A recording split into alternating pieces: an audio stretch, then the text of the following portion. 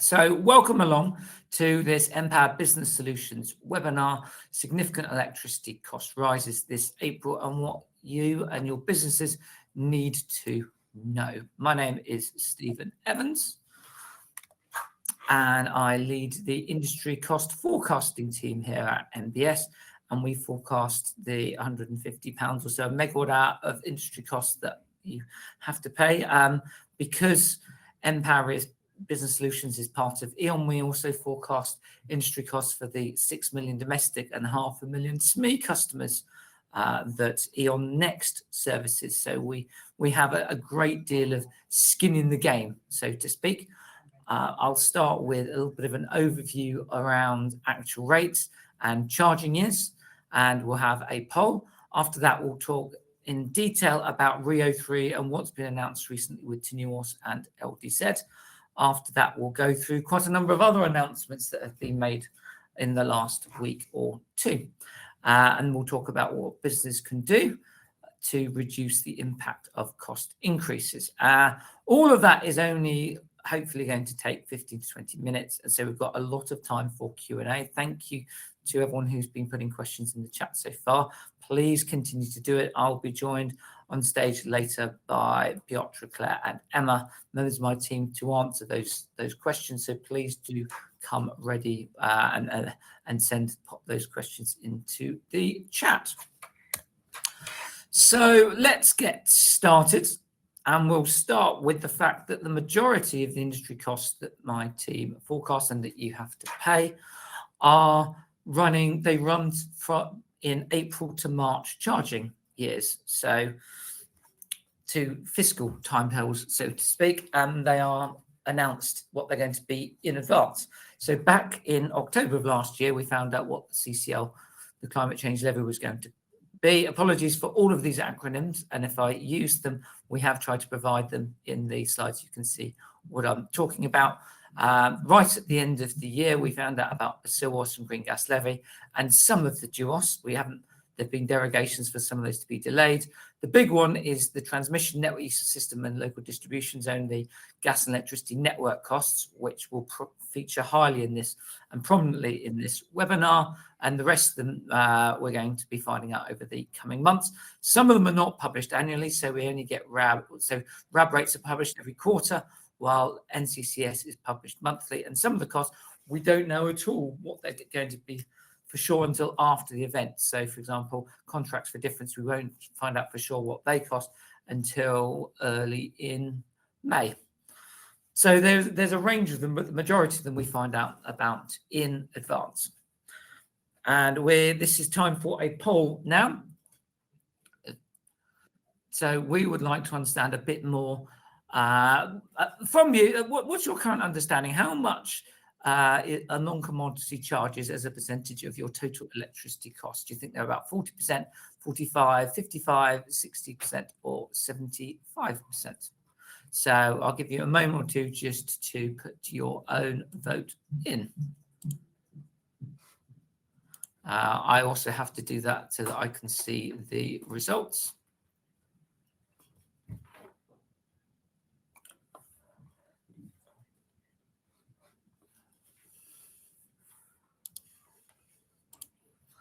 And we are seeing that about half think that it's roughly 60%.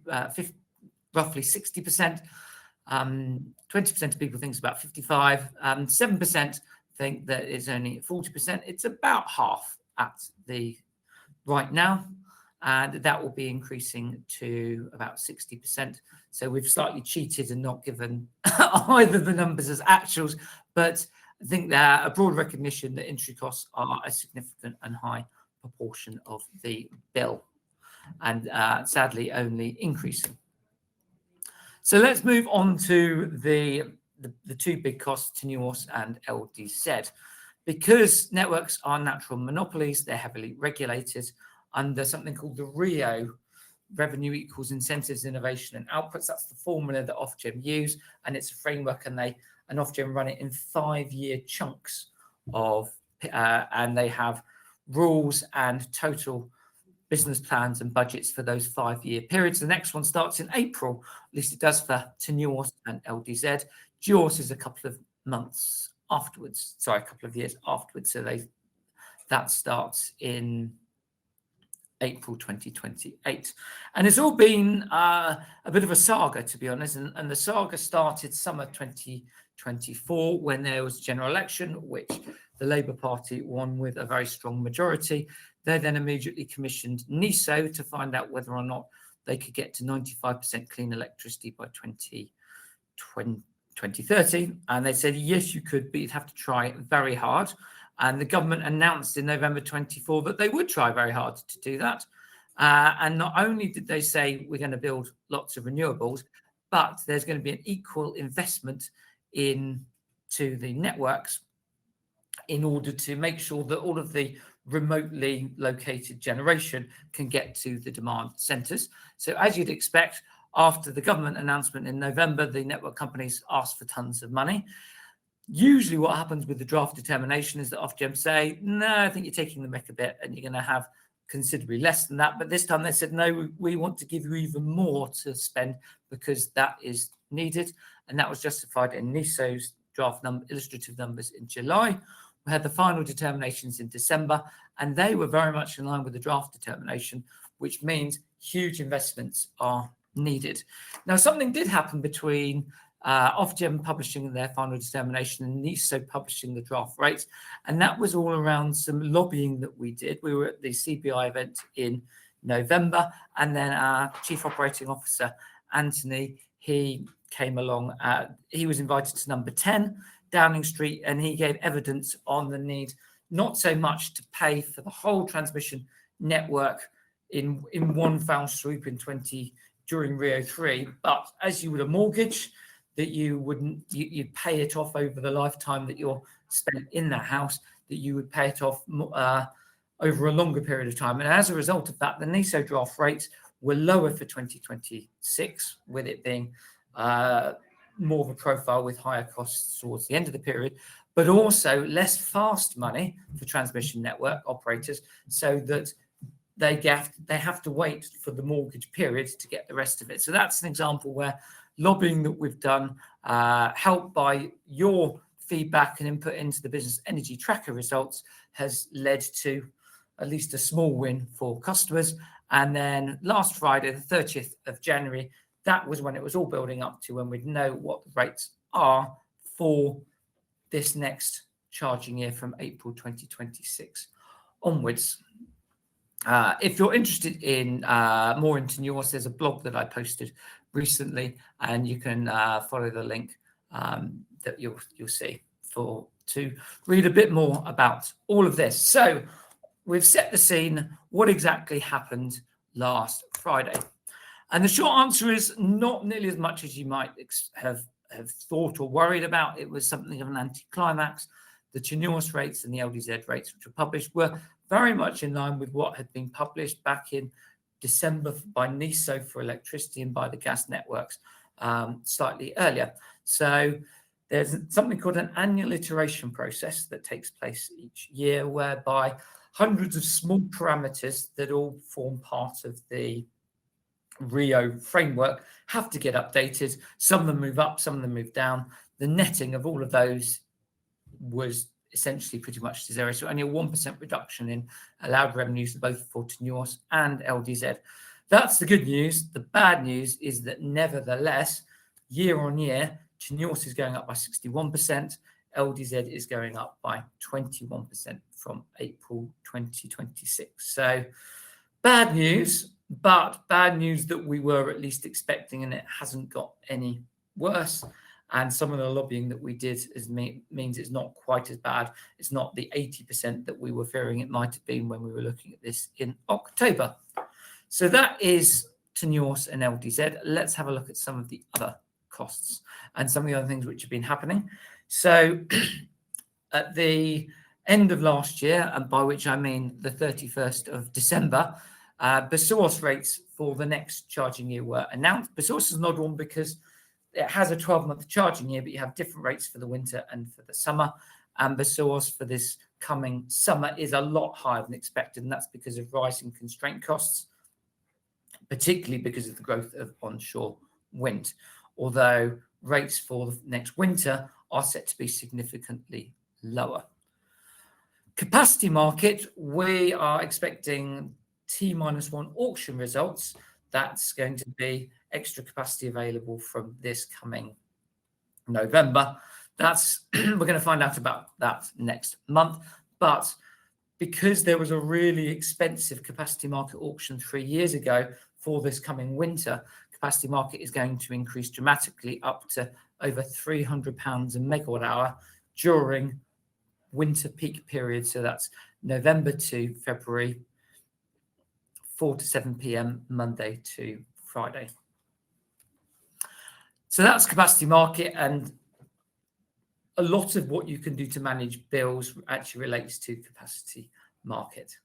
The final big announcement very recently is renewable obligation and feed-in tariff, where the government had a consultation on whether to change the indexation, and in the end they decided they would change the indexation from retail price index, which is quite a high measure of inflation, onto the slightly lower consumer price index. Typically that's 1 or 2 percentage points lower. It's not going to mean very big reductions in our own fit for this coming year, but it will be a little bit. But what we will see is a compounding where that goes down over the coming years. So a little bit of solace and respite amongst all of the other big increases. So this table is just a simple summary, excluding TNUoS and LDZ, we've already looked at it. How much are the other costs that we know about in the black, and where we're yet to find out about in the grey, how much are they going to be going up by? So we know, for example, that the source is going up by 2.5%, and JAWS is by £2.5 a megawatt hour, JAWS by about £1 a megawatt hour. We're still waiting on the capacity market, but that's expected to be exactly what it will finally be, but it's expected to be a very big increase. And this is just showing the big increases, including LDZ now and TNUoS in a graph. And it really shows that TNUoS and capacity market, they're the really big ones. But you've got a number of smaller increases which are also going to be increasing costs. And this diagram shows the overall stack. Putting it all together, we're at about £143 a megawatt hour, including climate change levy, which is officially a tax, but adding all of those up at the moment, and that's going up by £26 a megawatt hour from April, which is a huge, huge increase. I've been working in the energy industry for over 25 years. I've never seen a year-on-year increase anything like this before, and it makes it very, very difficult for businesses to continue to operate in a competitive environment. So in summary, we finally have certainty on TNUoS and LDZ. It's been hanging over us like a heavy, thick cloud for a long time, but we now know that TNUoS will be 61% higher and LDZ 21% higher. Other rates have also been announced recently and mean that electricity costs are going up by about £26. We don't know for sure until a bit close to the time, and things like CFD we won't know until after the fact, but it's a big increase. And pass-through customers will be seeing these changes through from April. Now, we have put together, and we publicised it last year, the industry first of an energy cost calculator. What you can do there is you can go in, you can enter your consumption, what sort of connection you've got, where in the country you are, and it will show you roughly what your network costs are, what your system costs are, what your policy costs are. And you'll get an email once we've updated them to reflect the new numbers which are in. To be honest, since the changes are relatively small, the numbers in there at the moment are pretty accurate, but you'll get a note once we've got the final numbers pushed in there for TNUoS and LDZ. Now, the eagle-eyed among you will notice that I mentioned at the beginning I'd talk about what customers can do, and I've demonstrably not shown that yet. And that's because by way of moving into the Q&A section of this presentation, there are a couple of questions that we received really quite a few days ago. And thank you so much, because early submission really helps to make sure that your question gets the profile and the attention that it needs. So I've actually got a couple of slides to discuss those questions. So the first of them is which costs are increasing by the most and which rises are due to nuclear investment. So this diagram shows pounds a megawatt hour increases year on year between now and 2030. And you can see overwhelmingly TNUoS is the one that's increasing by the most. We've seen the £12 increase this year. Unfortunately, it's going to continue going up by, £5 a megawatt hour each year to 2030. So we're going to see a £31 increase over the 5 years. So I'm afraid the pain isn't just here, although, as you can see from the thicker grey line next to TNUoS, the increase this year will be the worst of it. After that, it will be smaller amounts. We do see increases in JAWS, particularly when the new Rio period comes out, although there's a lot of uncertainty around that. And FIT and RO helped by the inflation change to CPI that I just discussed, but also the fact that these are closed schemes which are coming towards an end with generators exiting it each year. Those costs are coming down. TNUoS is the cost that's increasing most. I think 5% of the rises are due to nuclear investment. And you can see the blue line with that shows nuclear RAB with an overall £5 a megawatt hour increase over the period. So that's one pre-submitted question, and thank you ever so much for that. Another one, and I think this is something that everyone on the call will be very interested in, is what are the best ways a business can reduce the impact of cost increases? This is a question that we get asked a lot. Apologies to those who've seen many of my presentations or webinars, because I'm afraid it's the same answers each time, but they do get more pertinent and the higher the cost increase. The first one is reducing your consumption. It genuinely is a silver bullet, because the cheapest megawatt hour is the megawatt hour that you do not use. In particular, if I'm able to go back, which I am, to this slide here, industry costs were £143 a megawatt hour. So you're saving £143 a megawatt hour if you don't use, plus your wholesale on top of that. From next year, you'll be saving £169 a megawatt hour for each megawatt hour that you don't use. By 2030, you'll be saving well over £200 a megawatt hour. So genuinely, finding ways to reduce consumption is going to save you more money now than it would have done in the past. Another related topic is installing on-site generation. You've got a nice pretty picture of a solar panel there. It doesn't have to be renewable. It can be wind or solar or biomass, but it could also be a diesel generator or a gas turbine or CHP. The important thing is that it's behind the meter. So the reason that's important is that if you generate electricity and sell it to the grid, you're only likely to get a small amount of benefit.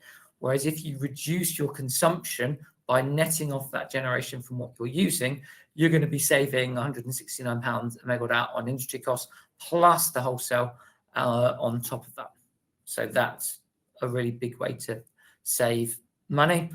And if you're able to do those two, then you may also then be able to reduce network capacity, which is the amount of the size of the cable and how much you're allowed to draw from the network. The more expensive, the more you draw, the more expensive your TNUoS and JAWS rates will be. So anything you can do to reduce that. If you are interested in that, that isn't a simple process or something to be done lightly. So talk to your energy provider and we can help you in going through that process. Another thing you can do is to load manage to reduce peak capacity market rate. Capacity market is the most expensive industry cost in a single half hour. In those 4 to 7 p.m. winter peak periods, capacity market is currently just under £200 a megawatt hour, and this coming winter is going to be over £300 a megawatt hour. That's enormous. So the opportunities for cost saving by doing more of your load during the day or in the evening to get out of that 4 to 7 peak can save you huge amounts of money. You can also, if you're potentially eligible, explore the British Industrial Competitiveness Strategy. That is offering from April 27 exemptions for RO and FIT and the capacity market for eligible businesses that operate inside one of the IS 8 recognised industries within the UK, and could significantly reduce your bill. And on top of that, we're continuing to lobby on your behalf to try and make, in ways that I've already described, to try and make the costs as low as possible. So with all, having just explained that, it's now time for our second poll, where we're going to sort of turn the camera the other way and ask, how will your business prepare for rising non-commodity costs?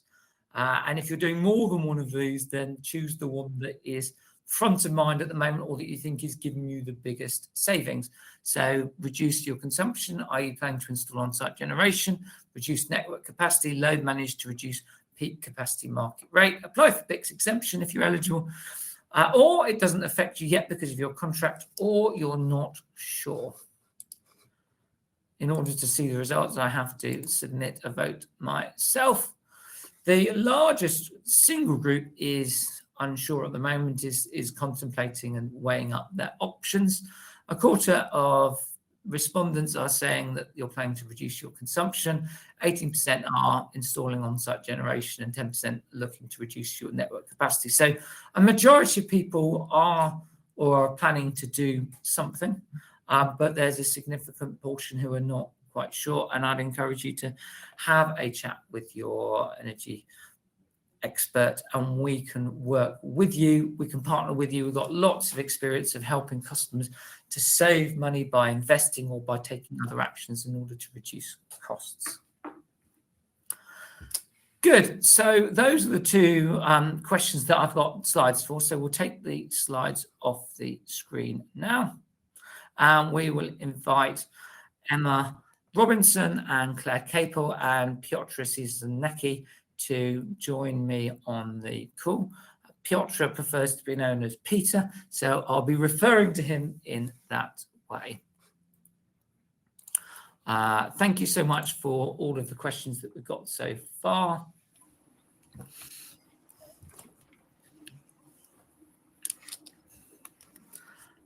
And while we wait for Peter to join us, we'll start at the top with some of these. Does the £26 increase affect the standing charge or the unit rates? I'll let Claire have a little think about that one. So most of the charges tend to go on the standing charge, in the residual costs, as they're called, which they used to be called that because most used to go on the other charge. So yeah, a lot of it will be on standing charges. Mm-hmm. Absolutely. Bill, thank you. A question here: with the black hole that Teneos was advertised as having, would suppliers be able to back bill for loss of revenue for incorrect calculations for Teneos costs, especially as their suppliers billing via standing charge and some unit rates? I'll have a go at that one. I can't speak for any other supplier. I can say that NBS, we won't be back billing. We were one of the early suppliers to increase our rates because we recognized that this was coming. A lot of other suppliers were perhaps hoping wishfully that this wasn't going to, the costs were all going to be sort of brushed back by the government at some point. So they didn't. They may decide to, but we won't be.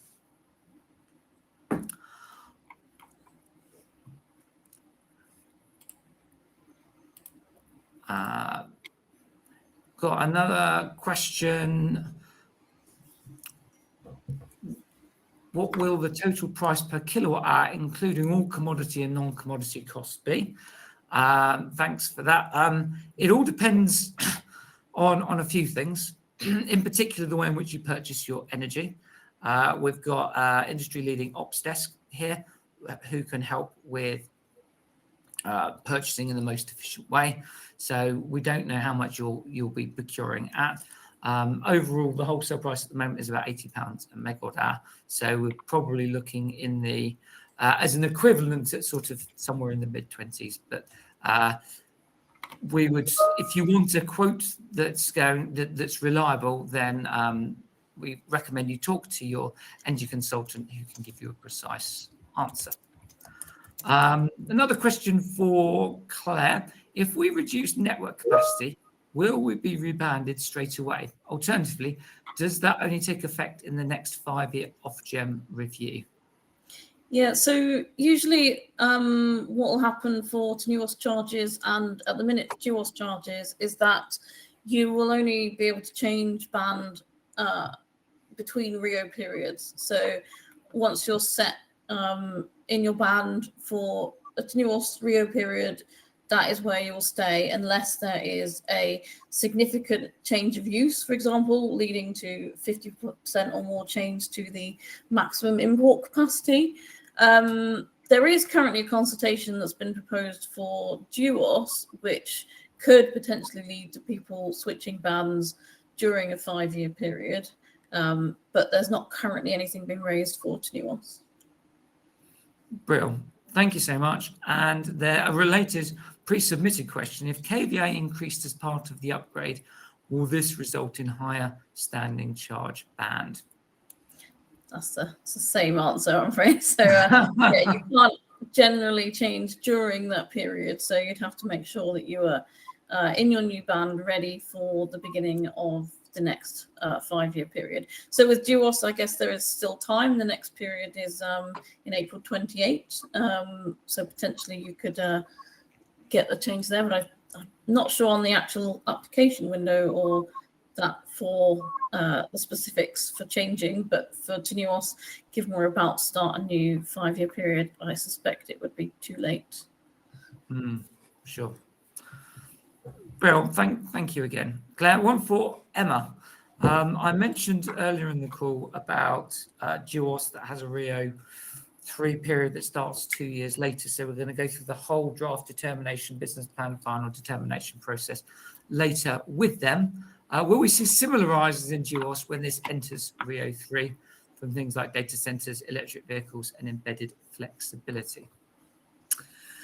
Yeah, so we are expecting or anticipating that GWOS charges will also increase.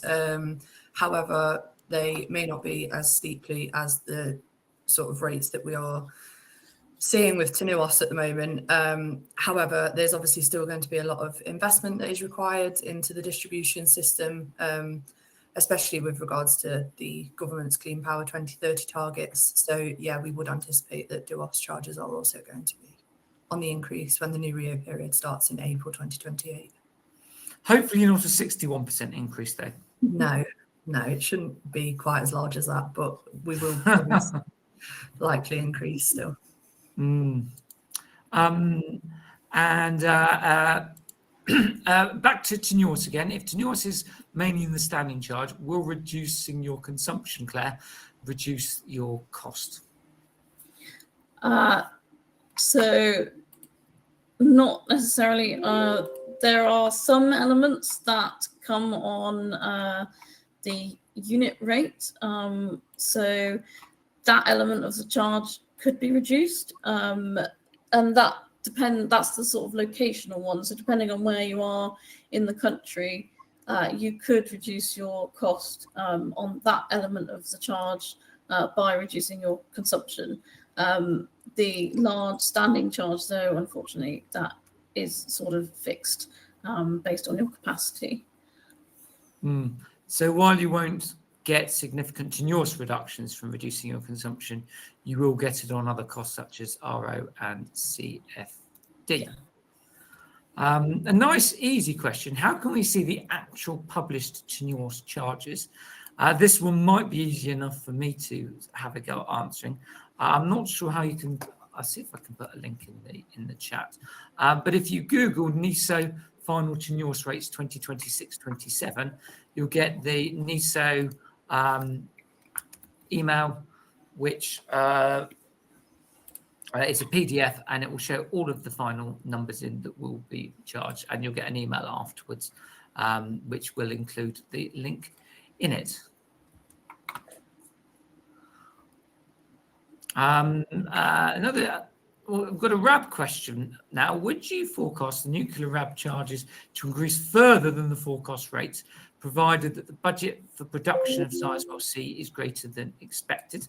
And I suppose you could probably also add in there that we're aware of SMR, small modular reactors, which are being tabled as being built, but we don't have much certainty on. Claire, you also happen to be our RAB expert, so thoughts on that?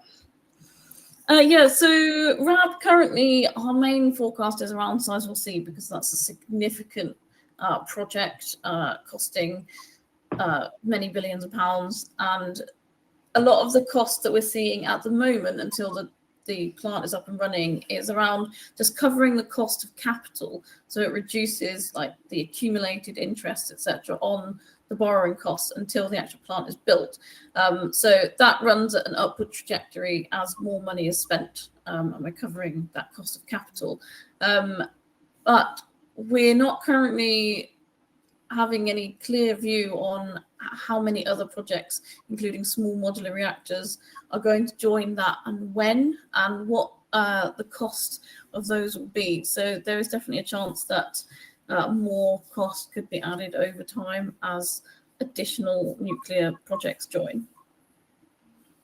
Absolutely, yes. It couldn't be more uncertain, I'm afraid. Question for you, Emma. Why are some costs charged against metered volumes and others against MBP volume? You may also have to explain what MBP volume is.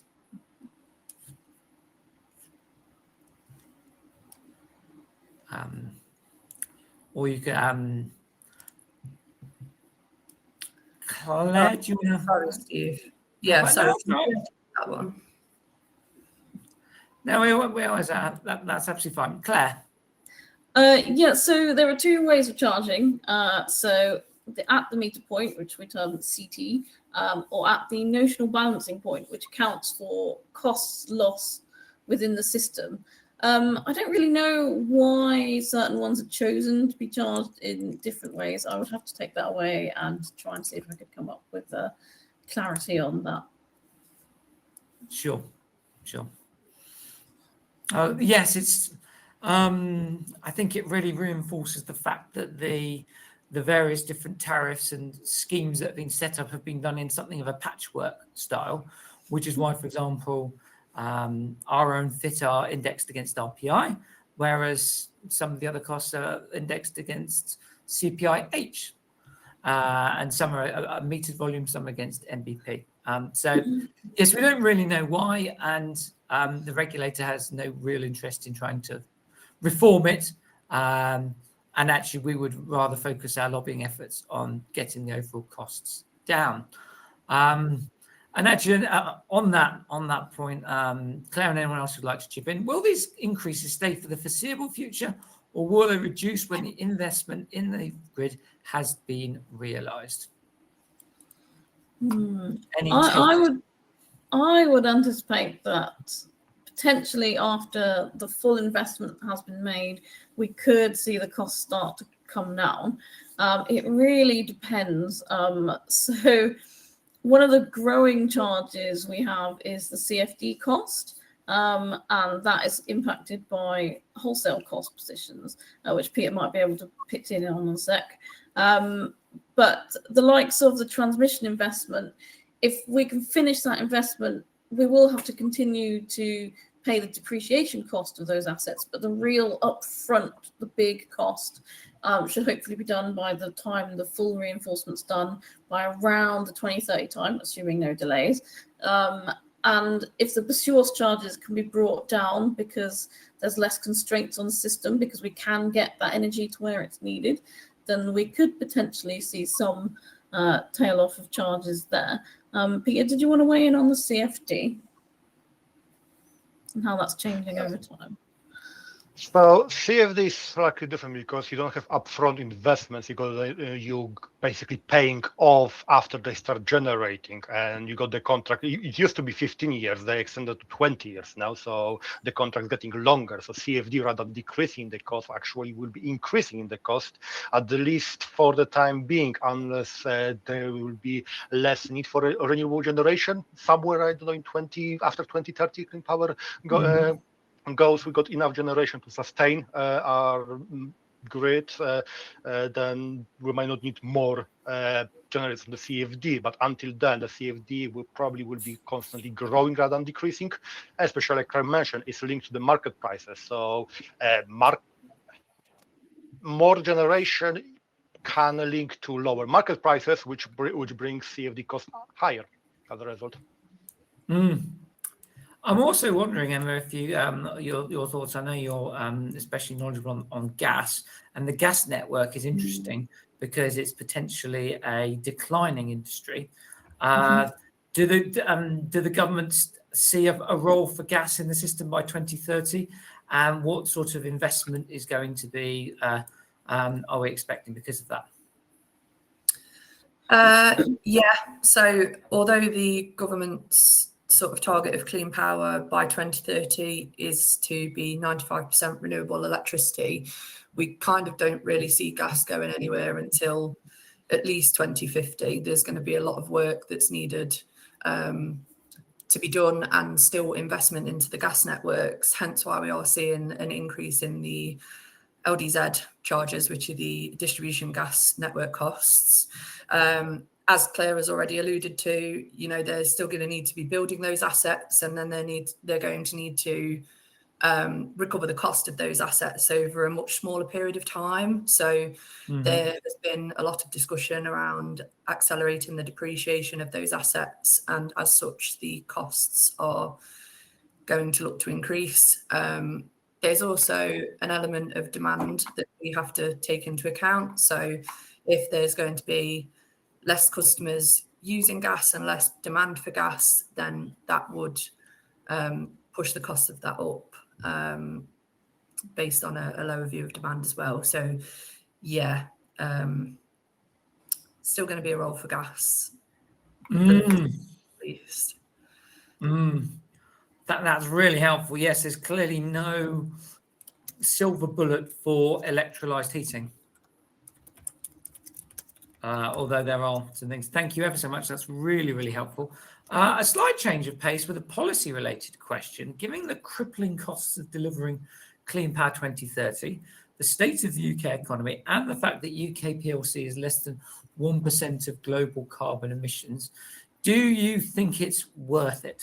So probably first worth prefacing it by saying that my job is, and our job is, to forecast the costs rather than to pass judgment. But I know that at MBS, we very much see being free from fossil fuel related political interference and being at the mercy of perhaps unstable gas producers is a good thing, particularly with the instability we're seeing in the world, and being able to produce our own electricity.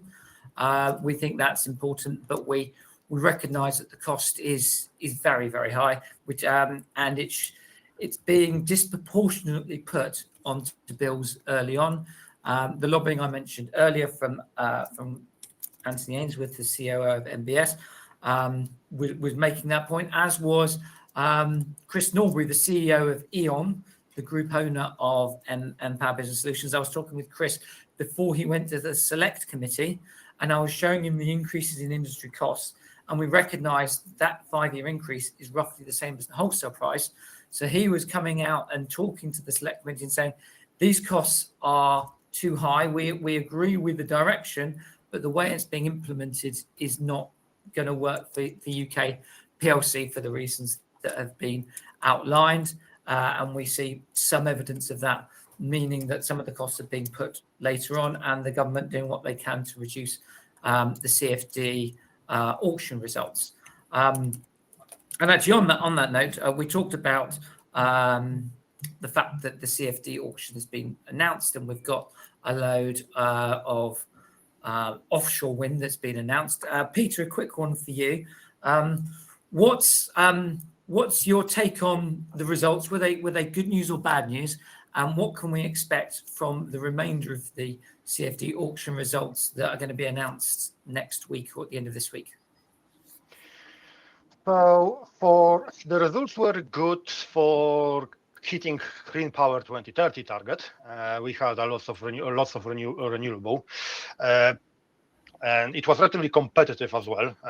So overall, I would say the results were good, but as with any auction, that means increase in the CFD rate because there's more generation. Can't avoid that if you want to have more generation. As for the remainder auction,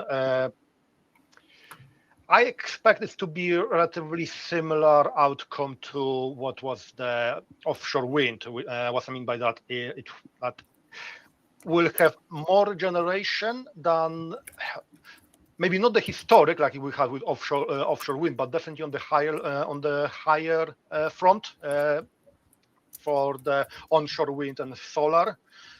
So yeah, I think it will be very quite positive results, which we'll see either this Friday or next Monday. That's when the results will be published. But yeah, like I say, overall, I think it's a good step into the right direction. It's just waiting to see if that will be delivered on time. That's the biggest bottleneck for the CFD at the moment. Yes, in general. Looking at the media response, the left hand or the left of the media have been very positive and saying that they've got a lot of volume. They've managed to avoid a banana skin on their way towards 2030, and they've managed to get lots of volume at a reasonable price. And the more right-wing media have been saying that you could build CCG. That it's a lot more expensive than the current prevailing cost. So these are not a good deal for consumers. Broadly, the impression I get is that in the scheme of things, it's probably a reasonable outcome. It's not too expensive, but it's not that cheap either. I'm reminded also of Hornsey. That is a big offshore wind project that won an auction 2 or 3 years ago, and then they cancelled it because the strike price they got wasn't high enough to help them. So as a result, they decided to cancel that project. So the strike prices need to be at efficient level to see project developers see it through to the end. I think that answer hasn't changed anyone's point of view particularly, but it's certainly a helpful and an interesting one. Last question, then we're going to have to sign off. Emma, and Claire, do we think the GGSS subsidy scheme will be extended beyond 2030? I think that's referring to the green gas support scheme. I think I know all three of you have been working on green gas levy at some point or another. So hands up who'd like to take that question. Okay. So I don't really have much of an opinion. There's definitely been a lot less uptake than they originally anticipated, I think, because the budget that they've been allowing every year gets revised down because they've just not had the applicants. But there is finally some sort of traction. They're finally getting a lot more involved, and they did already extend the application date for the green gas levy. I'm not sure if they would continue an additional extension if they find that more people are still interested, but given they have already extended it, I'm not sure whether they would. No, I'm seeing more interest in schemes like hydrogen and carbon capture usage and storage. Given that green gas levy is primarily biomethane and they've struggled to scale.